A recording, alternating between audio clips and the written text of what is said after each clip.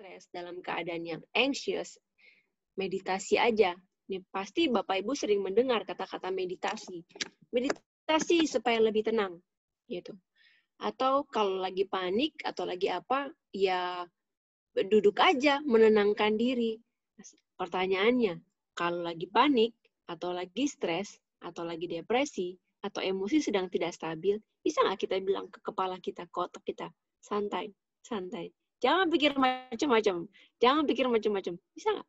Enggak. Semakin kita melarang itu, semakin kita menekan, maka akan semakin keluar. Gitu. Nah, itu kan kalau dari sisi fungsi otak, pikiran kita. Nah, bagaimana dengan fungsi tubuh kita? Jantung kita berdetak lebih kencang. Oke? Terus mungkin Bapak Ibu pernah merasa asam lambungnya naik. Cemas banget, asam lambungnya naik. Dikit-dikit perutnya nggak enak, padahal sudah makan lebih bagus, sudah begini, sudah olahraga, tapi kenapa asam lambungnya masih naik? Gitu. Nah, contoh lain gini, kalau misalnya saya lagi nyetir di jalanan, macet, lagi macet, tiba-tiba ada angkot atau ada gojek atau ada ojek dari belakang, nyalip mobil, berhenti pas di depan mobil saya. Udah, berhenti aja. Padahal saya lagi buru-buru nih. Refleks, buka kaca, ya, kebun binatang keluar tuh, ya kan? Atau kalau nggak kebun binatang keluar ya awas ya, nanti kena karma. Nah, nyumpahin kayak gitu, oke? Nah, fight or flight kita aktif, simpatik kita itu aktif. Jadi otak kita tuh punya dua fungsi, bukan dua fungsi. Otak kita tuh ada dua di autonomous nerve system kita ada dua. Kondisinya yang pertama simpatik, fight or flight. Yang kedua adalah parasimpatik, rest and digest. Nah, kalau fight or flight kita aktif, kita on, kortisol kita naik, stres hormonnya naik. Ya. Ini kan memicu, ada trigger memicu. Kita buka jendela, ngumpat keluar. Kalau nggak keluar, ngumpat ke dalam. Tak sumpahin nanti gini, awas karma. Gitu, ya kan? Nah, itu kalau tukang ojek. Nah, kalau yang nyelip mobil itu, yang nyelip mobil kita mobil jenderal. Emang berani buka jendela terus ngumpat? Enggak kan? Nah, apa yang terjadi? Kalau mobil jenderal kita flight, kita kabur. Tapi tetap dalam kondisi fight or flight, kabur. Nah, ini dalam masa berkepanjangan, kalau dilakukan terus-menerus, maka fungsi tubuh kita itu tidak optimal, akan menurun. Nah, ini yang bikin asam lambung naik, bikin kita metabolisme tubuh kita juga nggak bagus, ya, makannya nggak bagus, nggak dapet deep sleep, tidurnya juga resah. Orang kalau tidurnya nggak dapet deep sleep, tidurnya resah, maka bangun di pagi hari rasanya energinya low, rendah banget. Oke. Nah, di saat-saat seperti ini bisa nggak kita suruh meditasi? Kalau disalip sama motor atau disalip atau ditabrak dari belakang sama metro mini, gitu kan? Bisa nggak kita duduk tenang, tenangkan diri, tenang, otak tenang, jantung tenang, gitu. Bisa nggak? Nggak bisa. Ya kan? Mungkin ada beberapa segelintir orang dengan kemampuan yang sudah luar biasa, yang mampu ke tahapan tersebut. Tapi pada umumnya ya nggak bisa. Nah, oke, itu cerita tentang masalah sehari-hari yang sering ada. Itu di jalanan. Nah, sekarang kalau di rumah, ya, sekarang semuanya dikerjakan dari rumah. Work from home, school from home, learn from home, ya, semua dari rumah. Lagi mamanya lagi kerja, tiba-tiba anaknya nangis. Anaknya nangis, teleponnya bunyi. Teleponnya bunyi, airnya mendidih di dapur, ya, airnya mendidih di dapur. Tiba-tiba ovennya bunyi ting gitu. Makanannya harus segera dikeluarkan. Tiba-tiba ada bau angus, ada bau gosong dari setrikaan. Sakit kepala nggak? Pusing nggak? Pusing. Banyak banget kayaknya yang harus diberesin. Gitu. Nah, kalau sudah begini apa? Nggak harus ibu-ibu, bapak-bapak juga mungkin akan mengalami ya. Kalau bapak-bapak mungkin ceritanya lain ya, lagi kerja, lagi baca, tiba-tiba istrinya minta ini, anaknya minta diajarin ini, terus dan lain-lain gitu. Nah, Kalau ini terjadi, kita itu hampir tidak mungkin bisa menenangkan diri dengan meminta otak untuk tenang. Atau meminta jantung untuk lebih santai. Jantung santai, jantung santai. Ayo diriku tenang, diriku tenang, diriku tenang. Jangan stres, jangan mikirin. Nah, semakin bilang gitu akan semakin banyak pikiran, akan semakin stresnya akan semakin tinggi. Nah, tapi beruntungnya kita adalah kita punya satu sistem, satu teknik, dan ini tekniknya innate di dalam tubuh manusia, yaitu pernafasan.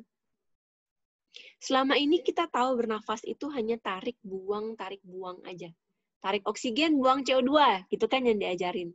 Gitu. Nah, ternyata ada proses yang sangat kompleks dan sangat rumit dan sangat luar biasa benefitnya untuk diri kita secara fisik dan psikis. Gitu. Nah, ketika kita mengalami stres atau ada trigger dari luar, jantung akan dampaknya akan ke jantung, ke paru-paru, dan ke pikiran, otak. Kalau ke jantung udah jelas, deg-degan, deg-degan, gitu kan. Ke otak udah jelas, oke, udah chatter's mind, jadi di kepala tuh banyak yang muncul, tang ting tung. Nah, kalau ke paru-paru, ke pernafasan, apa efeknya? Biasa kita gini nih, coba lihat badan saya. Aduh Marisa, stres banget, gila, jalan ke sini butuh 3 jam. Aduh capek banget, lihat badan saya. Aduh gila deh, sigh terus. Ini gangguan, ya. Ini mekanisme tubuh yang mengakibatkan kalau sering kita lakukan menurunnya fungsi organ tubuh yang lain. Jadi bukan cuma paru-paru. Nah, tapi karena jantung itu ototnya, karena jantung sifatnya tidak bisa kita intervensi, kita nggak bisa suruh jantung untuk tenang, otak juga begitu. Paru-paru bisa, pernafasan bisa. Jadi kalau kita ada trigger dari luar, yang paling bisa diakses, yang paling cepat diakses, paling mudah diakses adalah dengan mengatur nafas. Nafas pada normalnya itu diatur oleh bagian otak namanya medula oblongata. Nah, si medula oblongata ini kerjanya kan tidak bisa kita atur. Ya, dia otomatis, autonomous. Tapi pernafasan itu dikendalikan oleh 2. Yang otomatis dan yang manual.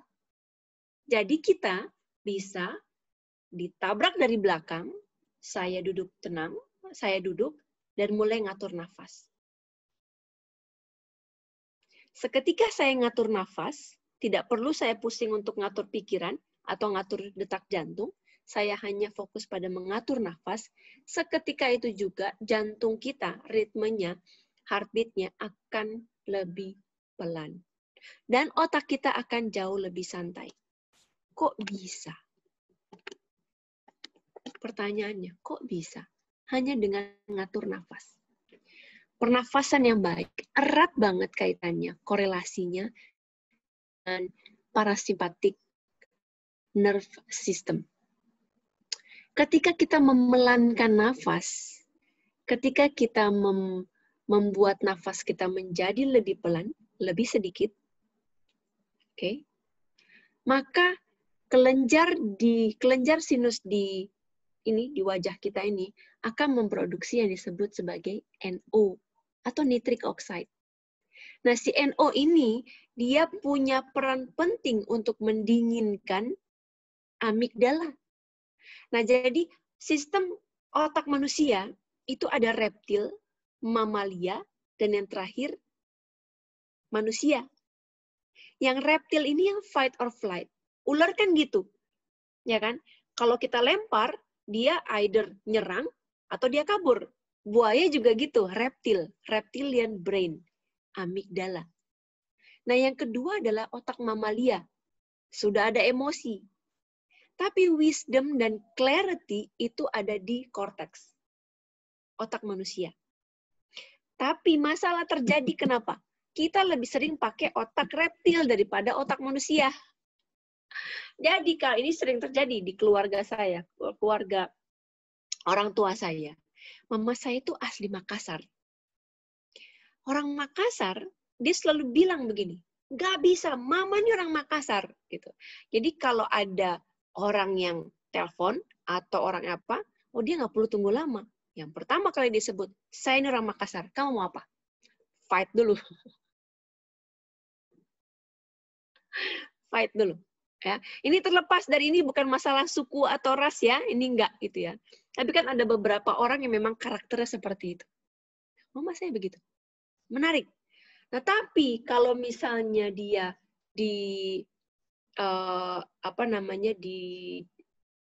dikontak atau dihubungi oleh seseorang yang secara status lebih tinggi gitu ya. Misalnya ada kepala adat, ketua adat di sana gitu kan. Nah, yang kontak gitu kan. Ya aja. Oh ya. Padahal sebenarnya nggak pingin. Ya.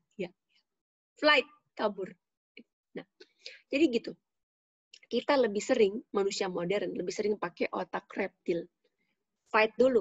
Tanya ya, nggak penting tuh nanti keputusannya gimana. Tapi kan banyak keputusan harus diambil dengan clarity, dengan clear, dengan jernih. Ya kan? Mau makan apa? Sekarang ini lapar atau enggak? Mau minum apa? Mau pergi kemana? Mau sekolah di mana? Mau ngomong apa? Mau menerima pekerjaan ini atau tidak? Mau menolak atau tidak? Semuanya butuh kejernihan berpikir. Kejernihan posisinya di paling atas, wisdom. Untuk mencapai sana, ya tentu selain latihan, adalah dengan mengakses pernafasan. Karena ketika kita bernafas lebih pelan, melalui lubang hidung, ketika kita membuat nafas kita menjadi lebih teratur, amigdala, si otak reptil ini akan menjadi pasif, akan menjadi dingin. Tapi kebalikannya, kalau kita kena trigger, nafas kita terengah-engah, kan orang kalau lagi marah gitu ya, mulutnya kebuka, ngomong mulu, nafasnya, wah gitu-gitu, gerak-gerak terus nih, bahunya gitu kan.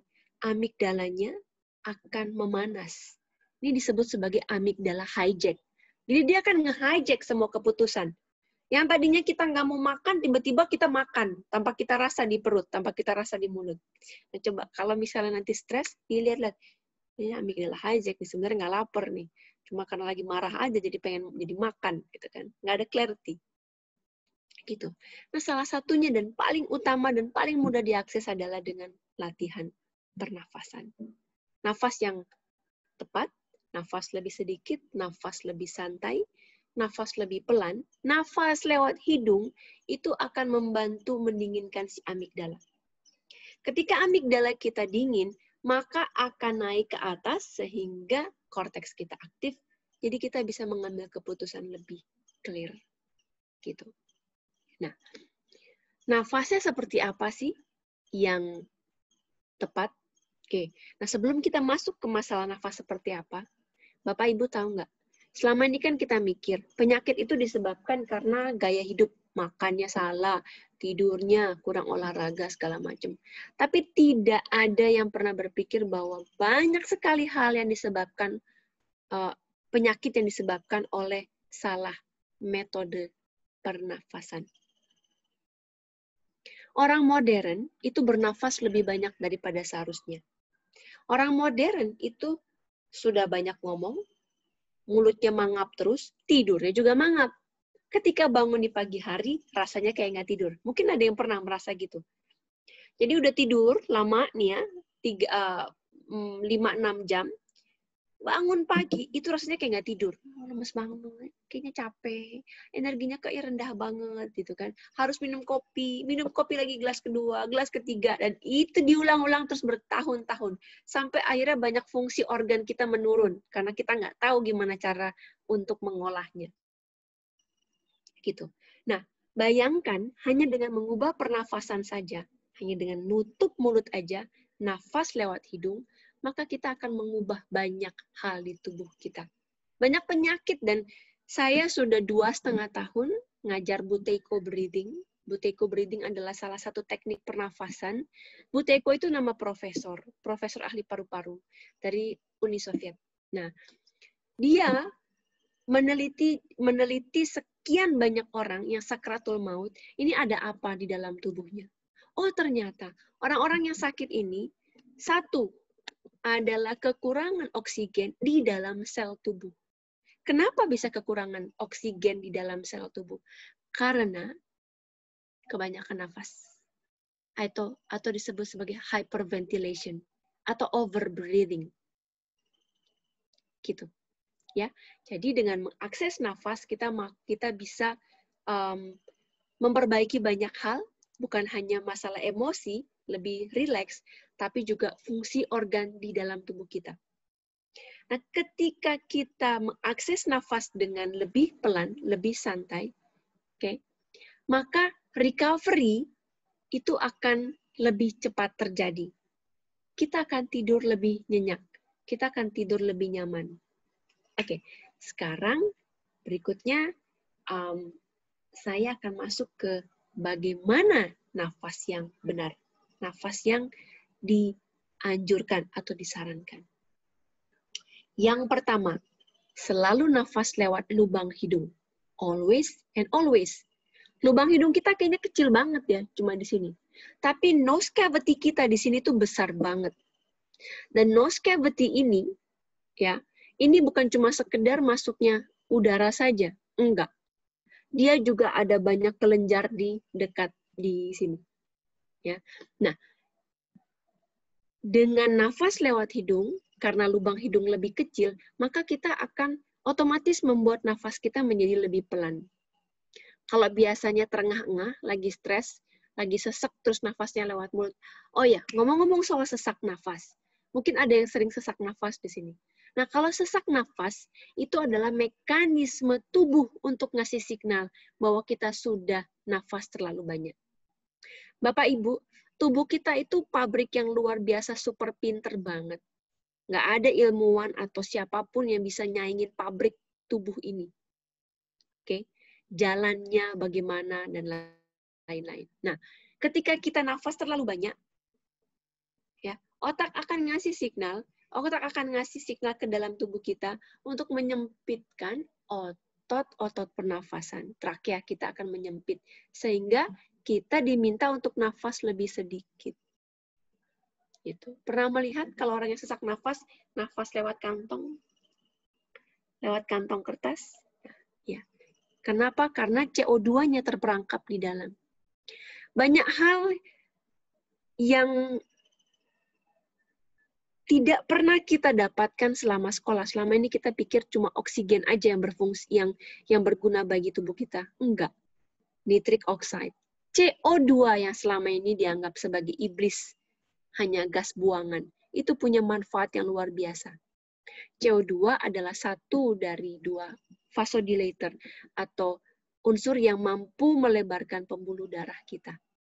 Gitu. Dan CO2 itu punya banyak kegunaan benefit untuk tubuh kita. Nah, ini tidak saya bahas lebih dalam di sini.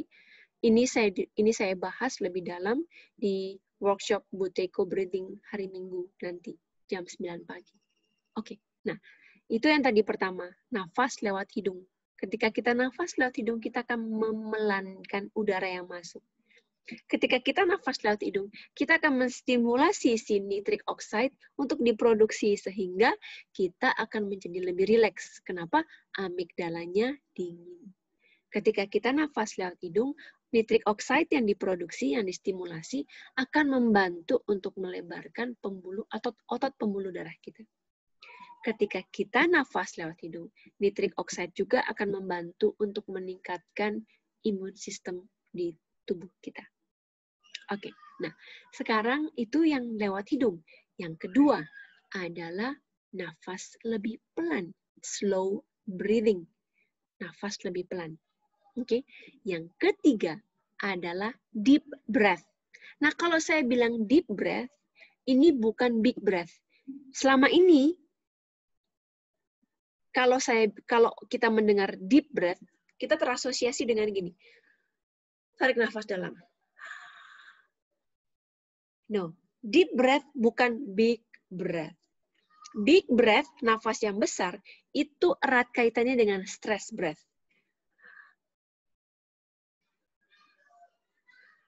Bahu, leher, itu bukan otot yang digunakan untuk pernafasan.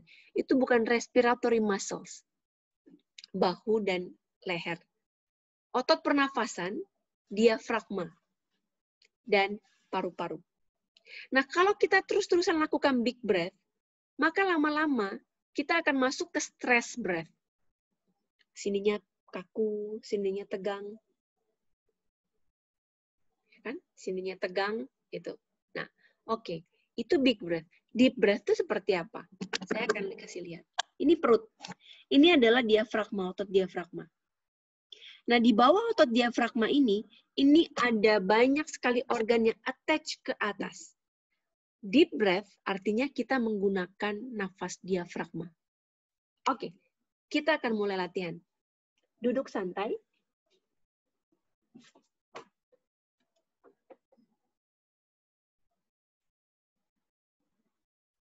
Saya akan setting timer. Kita akan latihan selama 3 menit saja.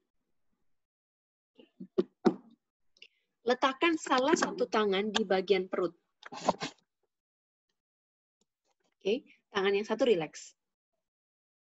Nah, sekarang yang pertama, nafasnya lewat hidung. Tarik nafas lewat hidung, pelan. Buang nafas lewat hidung. Inhale dari hidung. Exhale dari hidung. Satu kali lagi, inhale dari hidung.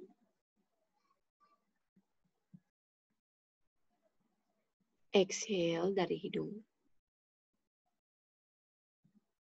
Oke.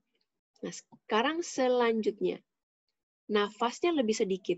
Jadi kalau dulu kita nafasnya, sekarang nafasnya lebih sedikit. Ya dikurangi nafasnya. Kurangi sedikit. Jadi ibaratnya, kalau dulu kita ngambil nafas, ngambil arus sungai, sekarang airnya dialirkan lewat selang. Jadi lebih sedikit. Ya, kita coba sama-sama. Dari hidung dan nafas lebih sedikit. Inhale pelan. Exhale perlahan. Inhale pelan. Exhale pelan. Satu kali lagi, inhale pelan. Exhale perlahan. Oke, berikutnya, saat kita tarik nafas, rasakan perutnya membesar. Saat kita buang nafas, rasakan perutnya kembali mengecil. Ya, tarik nafas, perutnya membesar. Buang nafas, perutnya kembali mengecil. Ya, sama-sama kita latihan. Oke, sekarang tarik nafas pelan, perutnya mengembang. Buang nafas perlahan, perutnya mengempis.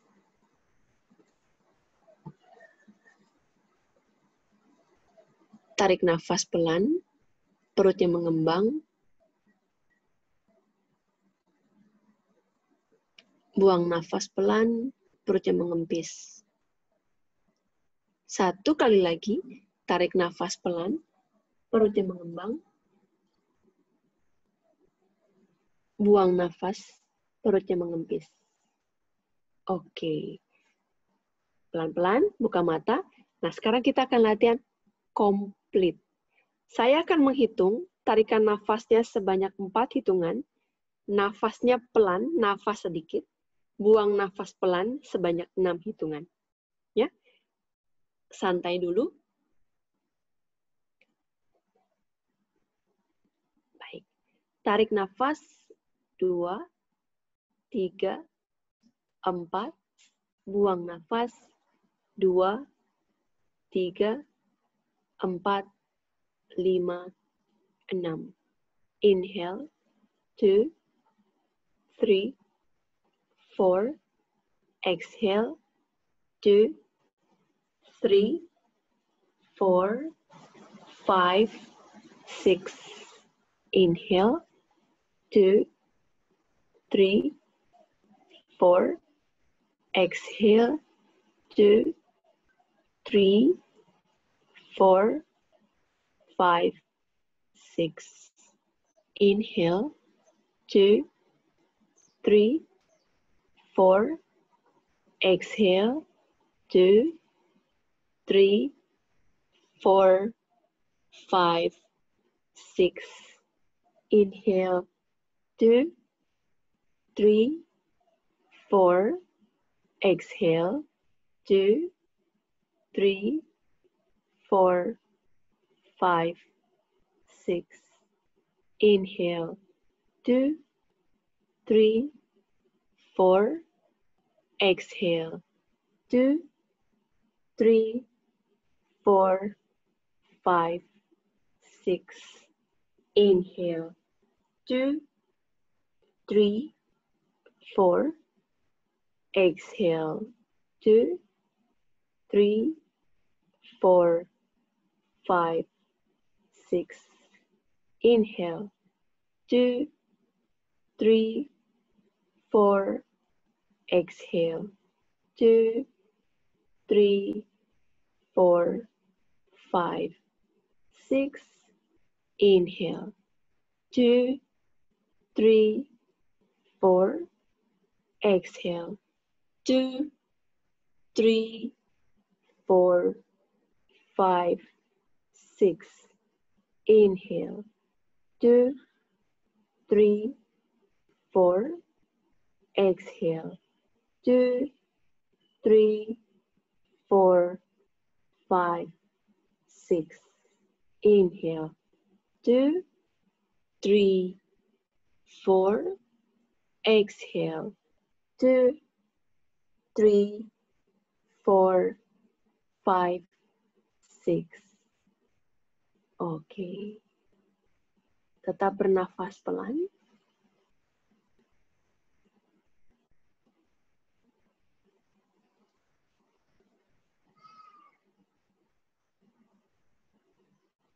Oke. Nah, matanya bisa dibuka? Yes. Demikian teknik pernafasan yang menurut saya paling dasar adalah nose dari hidung, slow, deep breath atau diafragma. Oke, Yuta. Thank you. Oke, terima kasih Mbak Adele. Terima kasih, Marisa. Kita belajar hal yang baru nih tentang pernafasan. Ternyata nafas lebih sedikit itu yang lebih baik ya. Gitu ya. Oke, ini kita masuk ke sesi tanya jawab. Udah ada teman-teman yang bertanya. Yang pertama, ada banyak teknik pernafasan. Teknik pernafasan apa yang basic dan fungsinya? Oke, teknik pernafasan banyak. Tapi pertanyaannya adalah, apakah teknik pernafasan tersebut mampu mengubah pola pernafasan kita sehari-hari? Yang paling penting bukan hanya saat latihan, tapi juga pola pernafasan kita sehari-hari. Ketika kita latihan saja, hanya dibutuhkan waktu 10 menit. Nah, 23 jam, 50 menit sisanya, bisakah kita tetap bernafas dengan tepat? Nah, saya membagikan pernafasan yang tadi sebagai satu metode dasar yang harus dipahami sehingga bukan hanya saat latihan aja, tapi kapanpun kita bernafas seperti itu.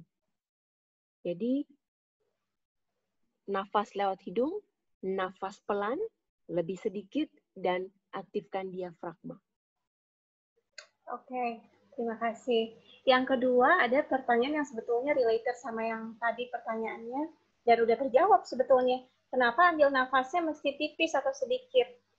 Iya, tadi sudah dijawab di dalam penjelasan. Iya, terus bagaimana pernapasan ketika stres dan emosi? Gunakan pernafasan yang tadi dilatih. Tarik nafas pelan, 4. Basicnya selalu itu. Ya, breathing pattern harus dirubah. Jadi pola nafas kita kalau mau sehat harus dirubah. Kalau kita lihat ke orang-orang yang tinggal di gunung-gunung, orang-orang zaman dulu tinggal di gunung-gunung dengan oksigen yang sangat tipis, tapi usia mereka lumayan panjang dan kondisi fisik mereka itu sehat banget gitu. Artinya apa? Sebetulnya bukan karena kita butuh oksigen, tapi bagaimana tubuh kita mentoleransi oksigen dan CO2. Nah, itu ada penjelasan panjangnya. Tapi ketika kita sehari-hari hidup, maka yang pertama tadi apa? Lewat hidung. Lewat hidung. Lewat Slow breathing. lebih sedikit dan deep breath atau diafragma. Oke. Mudah-mudahan menjawab. Kemudian pertanyaan ketiga, gimana cara pertama atur napas saat asma menyerang atau asam lambung naik? Karena di awal biasanya muncul agak panik yang akhirnya bikin sulit bernapas. Saya tetap menyarankan nafas yang 4-6 tadi itu. Oke.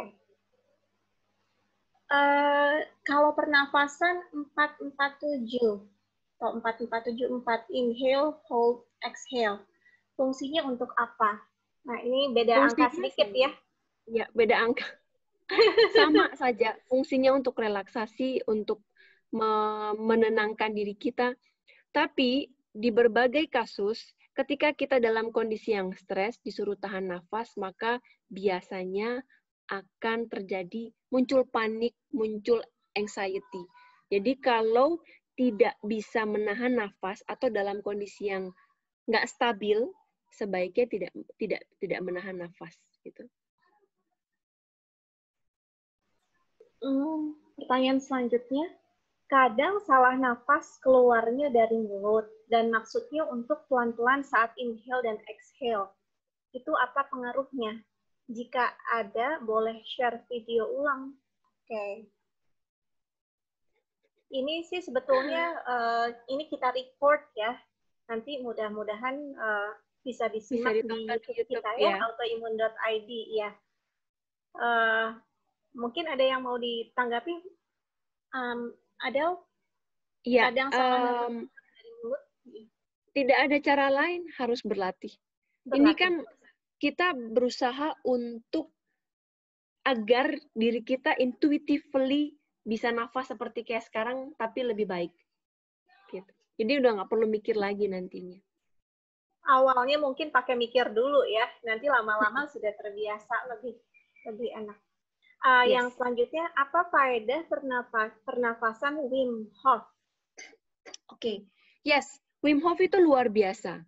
Pernafasan Wim Hof itu sekarang sedang booming karena Tung Desem Waringin yang sempat kena COVID, dia dalam satu live-nya bercerita bahwa Wim Hof membantu dia untuk pulih dari sakit. Nah, tapi gini, Wim Hof itu saya pernah coba beberapa kali. Itu bagaikan kita minum kopi. Jadi kita itu di hyperventilation dulu. Ya, kita di overbreathe. Terus sampai tahapan tertentu kita disuruh menahan nafas. Nah, proses menahan nafas itu membuat toleransi tubuh kita terhadap CO2-nya akan meningkat. Nah, kalau kita semakin meningkat toleransinya, maka dianggap tubuh kita akan semakin sehat. Wim Hof, saking kerennya nih orang, Marisa, dia itu ultra run, lari 50 kilo di atas full maraton, telanjang dada di tempat dingin. Wow.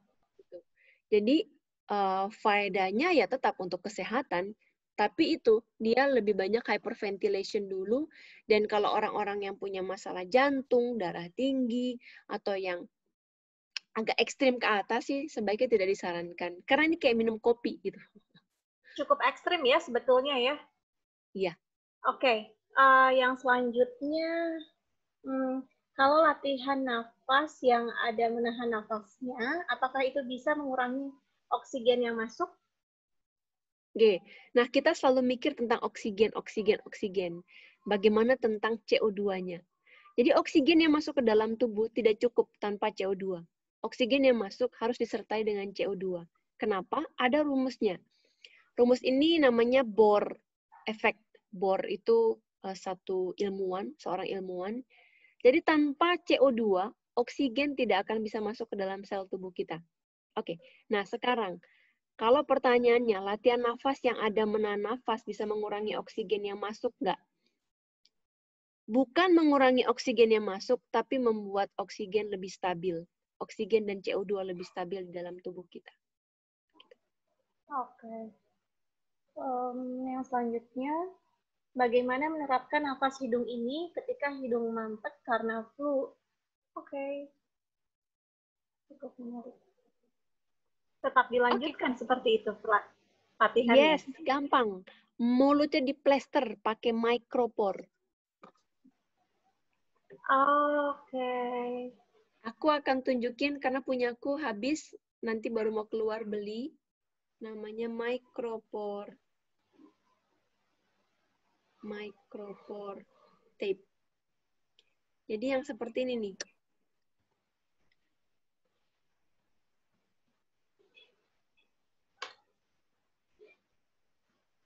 M, kelihatan? Nah, yang seperti ini. Micropore tape. Betul, Marisa. Thank you. Jadi ini, setiap malam, ambil segini, plester dari atas sampai bawah untuk beberapa hari pertama. Nanti, kalau sudah begini, kalau sudah nyaman, baru plesternya menyamping. Mulut sampai pagi tidak akan terbuka. Karena mulut yang terbuka selama tidur, memungkinkan begitu banyak bakteri, kuman masuk ke dalam tubuh kita. Itu yang pertama. Yang kedua, itu bikin lidah kita keangkat naik ke atas. Ini yang nyebabin sleep apnea, lidah keangkat. Oke. Menyebabkan sleep apnea. Mendengkur juga ya. Gitu. Iya. Baik, pertanyaan selanjutnya. Kalau dengan latihan nafas perut, fungsinya apa, Mbak? Katanya. Tadi udah dijawab ya, nafas perut, Ya. nafas diafragma. Oke. Bagaimana untuk mengatasi mulut yang terbuka saat kita tidur? Oke, itu tadi sudah terjawab ya dengan micropore tape. Karena hal tersebut mengakibatkan tenggorokan kering dan ternyata nggak cuma tenggorokan kering aja, mendengkur, terus macam-macam ya. Ya. Yang selanjutnya adalah saya baru balik dari dokter gigi. Nah, selama periksa mulut terbuka atau menganga, bagaimana supaya tetap bernafas lewat hidung? Karena dokter gigiku bilang nafas lewat hidung supaya saya santai. Ya nafas lewat hidung. Oke. Ya nafas lewat hidung. Dicoba dulu. Tidak tahu kalau tidak dicoba. Tetap harus berlatih intinya. Iya, ini karena dari habitual. Jadi gini, ketika kita kan lahir sebetulnya nggak punya masalah kan. Nah, tapi karena satu kebiasaan, misalnya kita nafas lewat mulut, lama ini kan tadinya bukan kebiasaan. Karena sekian tahun kita melakukan itu jadi kebiasaan, otak kita melihatnya sebagai sesuatu yang normal akhirnya. Nah, ketika kita harus switch ke nafas lewat hidung dan nafas lebih pelan, tubuh kita kan akan berontak. Kenapa? Ini sesuatu yang nggak normal. Nah, dengan waktu, dengan intensitas latihan, dengan konsisten latihan, maka otak kita akan kasih signal lagi bahwa ini sesuatu yang normal. Jadi kebiasaan gitu. Yang selanjutnya, bagaimana kalau sesak nafas karena alergi atau GERD? Biasanya dibarengi dengan sensasi hidung tersumbat. Bagaimana mengatasi hal ini? Ya tetap dilatih seperti tadi ya. Ini sebetulnya sama ya. Kalau kita hidungnya tersumbat, semakin sedikit nafas dan nafasnya semakin pelan, semakin kecil-kecil dari hidung, itu akan membantu untuk melegakan hidung yang tersumbat. Coba aja.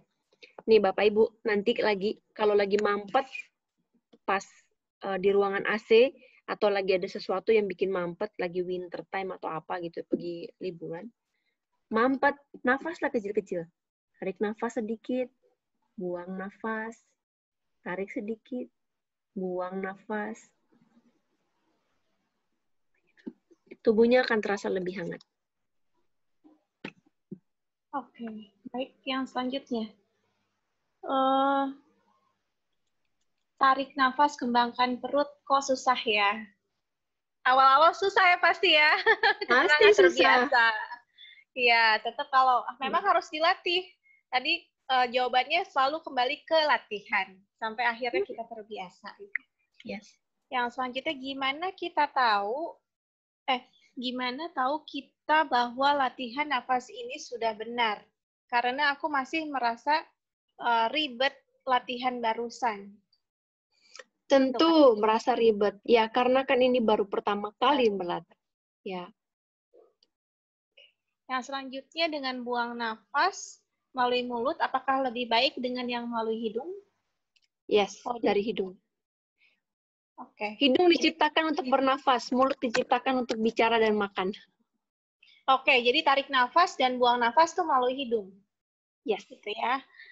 Yang selanjutnya, ketika saya berlatih yoga, untuk orang yang punya riwayat darah tinggi atau darah rendah, cara nafasnya berbeda. Pengaruhnya apa ya bisa berbeda gitu? Ketika saya berlatih yoga, untuk orang yang punya riwayat darah tinggi atau darah rendah, cara nafasnya berbeda. Oke. Kenapa cara nafasnya berbeda? Pengaruhnya apa ya berbeda? Kalau pengaruh sebetulnya kan tergantung dari kondisi badan kita masing-masing. Ya kan? Nah, jadi kalau saran saya, ketahuilah badannya seperti apa. Nah, ini juga. Latihan nafas itu bikin kita lebih peka terhadap tubuh. Jadi kita tahu sekarang, oh ternyata saya punya ini. Ternyata kalau saya bernafas seperti ini, saya merasa begini. Saya merasa ada ketegangan. Saya merasa kulit saya tiba-tiba begini. Saya merasa air liur saya lebih banyak. Dan lain-lain. Nah, coba dicek badannya. Dicek badannya dan disesuaikan dengan latihannya. Saya nggak bisa memberikan advice lebih banyak. Karena latihan yoganya seperti apa, pernafasan di dalam yoganya seperti apa, karena banyak banget nafas dalam yoga itu. Gitu. Oke. Tapi ini Buteyko breathing ini sebetulnya bisa dipraktekkan pada saat yoga juga ya? Yang ini bisa dipraktekkan ketika kita latihan yoga. Bisa banget. Nafas semakin pelan, nafas. Nah, ketika kita olahraga, kita nafasnya lewat hidung, maka kita akan tetap tenang, tetap santai. Ketika kita olahraga nafas lewat hidung, pH tubuh kita tetap stabil. Oke. Ya, baik. Ke pertanyaan selanjutnya, new normal ini memakai masker merupakan kewajiban. Bagaimana kadar O2 dan CO2 selama penggunaan masker dan apa saran pada saat pemakaian masker yang baik? Saran yang pertama adalah maskernya itu sering dicuci. Karena bukan masalah pakai maskernya atau enggak, tapi kuman-kuman dan lainnya kotoran yang terperangkap di masker. Nah, yang kedua adalah selalu menggunakan nafas lewat hidung saat memakai masker dan tidak memakai masker. On and off with your mask. Gitu. Kadar O2 dan CO2 tidak akan terpengaruh ketika kita tetap nafas lewat hidung. Jadi masalah ketika kita nafasnya lewat mulut. Gitu. Jadi jawabannya itu. Nggak ada masalah. Bagaimana dengan yang suka sesak nafas, rasanya lebih lega dengan menarik nafas dalam sampai dada terangkat. Bagaimana dengan hal ini? Ini adalah sebuah kebiasaan. Sama seperti kalau kita lagi stres, sigh. Gitu. Karena kita beranggapan ketika kita tarik nafas dalam banyak, maka oksigen akan masuk banyak ke dalam tubuh kita. Padahal yang terjadi justru sebaliknya.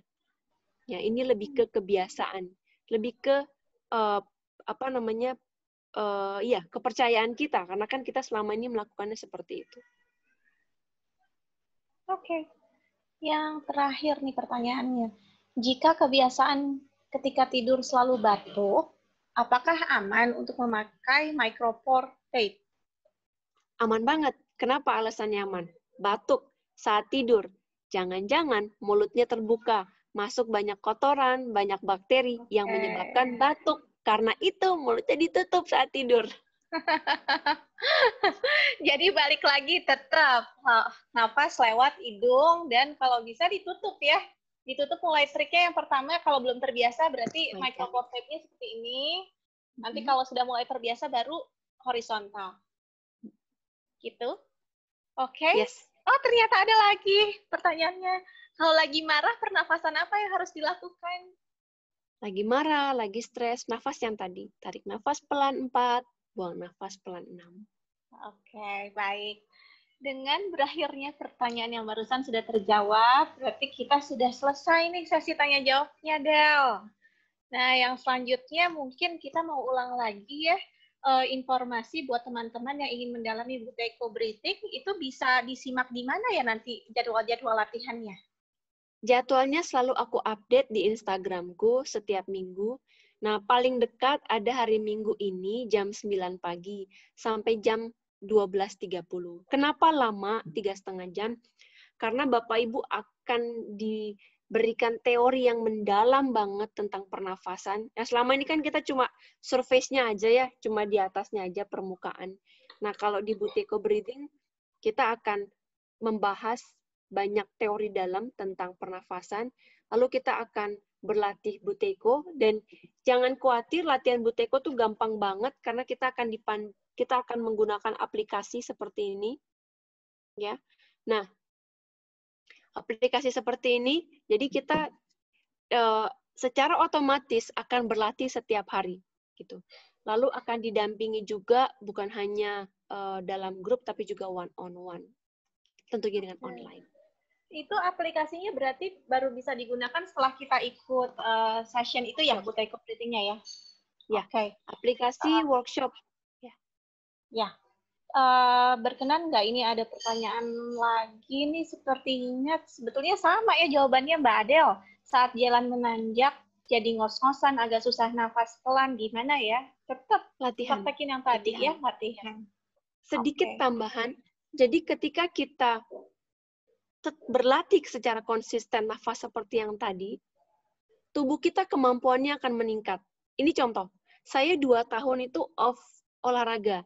Jadi hanya benar-benar stretching karena hamil dan begitu melahirkan gitu kan. Nah, ketika saya kembali beraktivitas fisik yang cukup berat, ya jalan kaki nanjak gitu ke traveling dengan bayi, saya surprise dengan kondisi tubuh saya yang bisa kembali bahkan lebih kuat dibandingkan dulu sebelum hamil.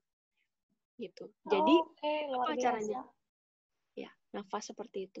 Kelihatannya sepele banget, tapi ya bisa dicoba dan saya yakin Bapak Ibu akan mendapat manfaatnya. Konsisten latihan ini. Terima kasih Adel. Terima kasih Marisa. Menyediakan waktu untuk menjawab pertanyaan-pertanyaan. Mungkin sebagai penutup ada closing statement buat teman-teman. Yes. Less is more. Semakin sedikit bernafas, kita akan mendapatkan more benefit. Singkat tapi padat ya. Ya. Pesannya. Jangan lupa yang pertama nafas selalu lewat lubang hidung, kemudian yang kedua adalah slow breathing, dan yang ketiga deep breath atau nafas diafragma. Itu pesan dari Mbak Adeline Windy selama tadi kita sudah 40 menit bersama. Oh iya, teman-teman jangan dulu beranjak ya, karena kita mau ada sesi foto bersama di akhir nanti. Oh, ini ada pertanyaan bagus nih. Kalau berkenan menjawab, mudah-mudahan. Del, bagaimana dengan orang yang menyelam, yang bernafas dengan mulut? Nah, itu dia benar juga. Nggak masalah. Nggak masalah. Tetap bisa bernafas lewat mulut. Karena menyelam itu hanya butuh waktu berapa jam dibandingkan kehidupan kita selama 24 jam lalu. Ya. Jadi khusus menyelam tuh nggak apa-apa. Menyelam, renang, gitu. Oke, baik. Terima kasih banyak, Adel, untuk sore ini. Teman-teman, jangan dulu beranjak ya. Saya akan bacakan lagi, teman-teman tadi yang mungkin terlewat, jadwal webinar kita. Tadi saya diprotes karena bacanya katanya kecepatan. Oke. Ini saya bacain lagi jadwal webinar kita untuk besok. Ada artritis pada autoimun jam 3 sampai jam 5 waktu Indonesia Barat. Langsung oleh Dr. Ratih Wulansari Manuabe, beliau spesialis penyakit dalam konsultan reumatologi.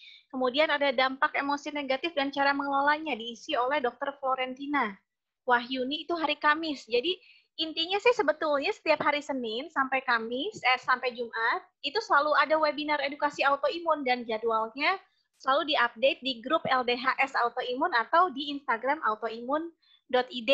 Kemudian ini yang hari Jumat, terakhir di minggu ini ada menumbuhkan resiliensi dan cinta dalam diri sendiri. Narasumbernya seorang psikolog, beliau juga penulis buku dan juga inspirator nasional Kementerian Pemberdayaan Perempuan dan Perlindungan Anak. Ini banyak banget, kalau misalnya mau dicatat, kayaknya terlalu banyak nih jadwal-jadwal webinarnya karena terus berlangsung sampai akhir September. Jadi saya follow sarankan aja Instagram ya. Saya sarankan ibu yang tadi katanya belum punya Instagram bisa download tuh di Instagramnya, kemudian follow autoimun.id. Kalau susah juga bisa telepon langsung ke 0819 3295 1374. Nanti saya coba tulis di ini ya, di chatnya ya. 0819 3295 1374. Oke, kita foto bersama ya sebelum kita selesai hari ini. Oke, silakan diaktifkan videonya biar kelihatan wajah-wajah cantiknya. Siap-siap ya. Oh, ini banyak yang ganteng juga ternyata. Maaf, lupa disebut. Oke, siap-siap ya. Yang belum dibuka, silakan dibuka. Silakan dibuka yang belum dibuka. Oke, saya akan hitung.